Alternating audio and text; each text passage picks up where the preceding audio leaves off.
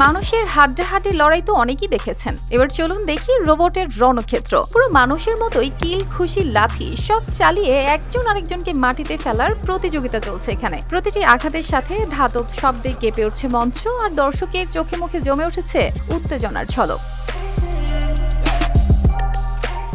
এমন দৃশ্যই মিলেছে বেইজিং এর বিশাল প্রদর্শনী কেন্দ্রে, যেখানে শুরু হয়েছে বিশ্ব রোবট সম্মেলন 2025। সকাল থেকে এখানে ভিড় জমেছে হাজারো দর্শকের। প্রবেশমুখ পেরিয়ে ভেতরে ঢুকতেই দেখা যাচ্ছে প্রযুক্তি আর কল্পনার এক দুর্দান্ত মেলবন্ধন। চারপাশে নানা ধরনের রোবট, কেউ বক্সিং গ্লাভস পরে ঘুষি ছুটছে, কেউ আবার আলো ঝলমলে মঞ্চে সুরের তালে দুলছে। কালার এক্সপার্ট, জর্জ স্যাপ এবং মাইল্ড অন হ্যান্ডস টেকনোলজি সমৃদ্ধ অরিক্স ক্রিস্টাল ওয়াশ আপনার লন্ড্রি এক্সপার্ট। এক কোণে দেখা মিলছে চমকপ্রদ এক রোবট রেস্তোরাঁর। ধাতব বাহু দিয়ে ট্রে ধরে নিখুঁত ভঙ্গিতে খাবার পৌঁছে দিচ্ছে টেবিলে। আরেক পাশে রোবট চালিত শপিং মল, যেখানে হাসি মুখে স্বাগত জানাচ্ছে কাস্টমার সার্ভিস রোবট, অফার জানাচ্ছে, দিক নির্দেশনা দিচ্ছে।